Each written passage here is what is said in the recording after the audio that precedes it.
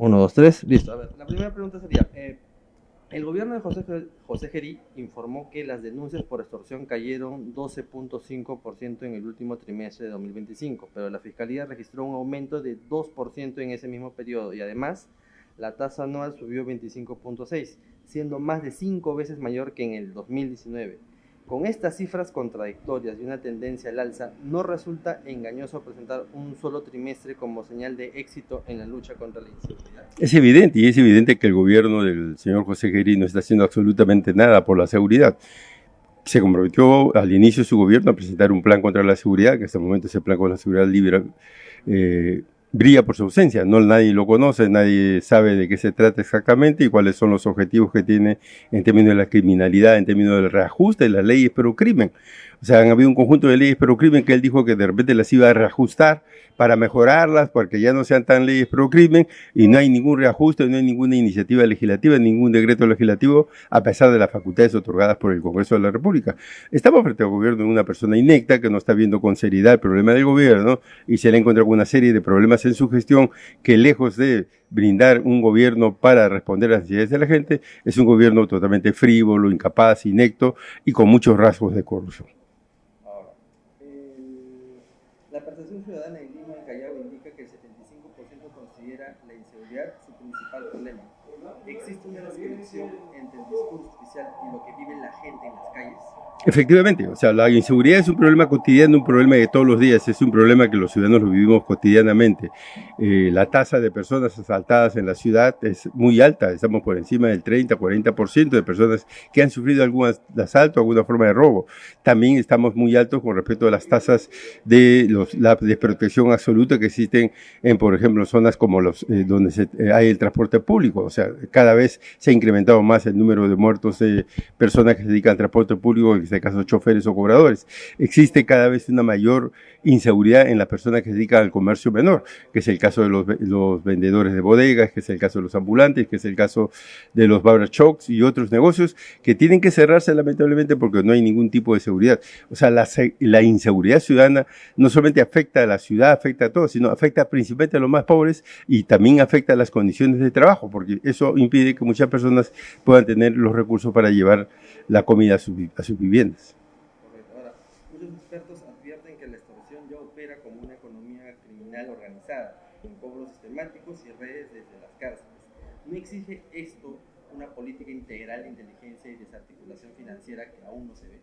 Evidentemente, o sea, no se ha hecho ningún trabajo en serio con respecto a la extorsión, a pesar de tener todas las evidencias.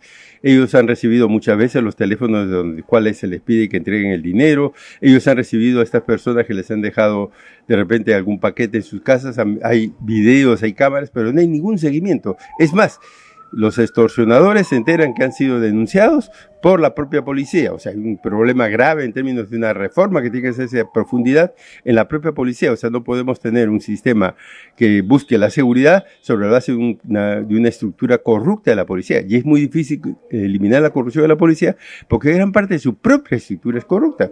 Los puestos de generales en zonas claves del país donde la economía está fuerte, no se designan, no se eligen, sino se licitan. O sea, la gran parte de los policías para estar en esos puestos tienen que pagar para poder acceder a esa posición. O sea, lamentablemente el conjunto de la estructura lleva a un proceso en el cual el crecimiento de las extorsiones, el crecimiento de la delincuencia, tiene en la policía un gran amparo, más del 50% de la policía comprometida y muchos de ellos también actividades extorsivas.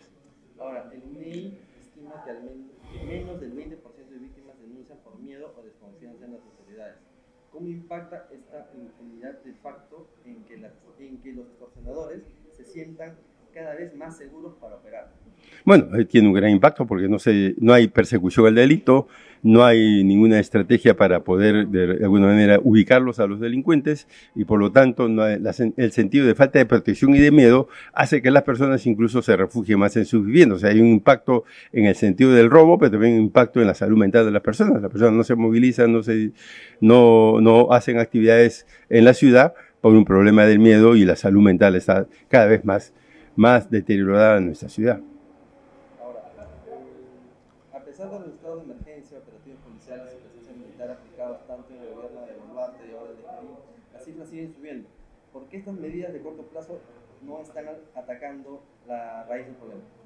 Porque no están atacando nada del problema, simplemente están siendo medidas efectistas aparentemente grandilocuentes, pero con poca eficacia en términos de la persecución del delito. O sea, no están en la práctica dañando en nada la estructura criminal, y es más, los criminales siguen actuando con ningún problema dentro de la ciudad, muchas veces incluso teniendo sus actos de extorsión con mayor nivel de crudeza, con mayor nivel de impunidad, y salir a las calles como si nada, porque saben que no les va a pasar nada. Y eso es lamentablemente la imagen que está dando el Estado peruano, que no les va a pasar nada a quienes delinquen. Y eso no puede seguir. Tenemos que recuperar la autoridad del Estado.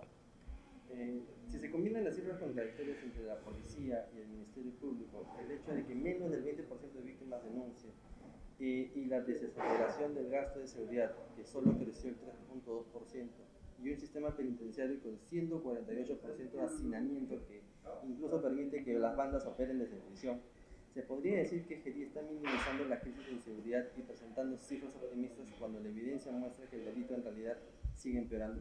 Es evidente que el señor Gerí está totalmente fuera de la realidad del país, está en otro mundo, en otra dimensión, no está actuando en función de las necesidades de la población, y cree que solamente con acciones como las de, por ejemplo, salir en prisión con los presos rendidos, o como él vestirse de alguna manera de un modo aparentemente activo, va a resolver el problema. Lo que está dándose cuenta, lo que nos damos cuenta a todos los peruanos, es que no está resolviendo ningún problema, y que es más, de nuestro juicio, ya debe irse.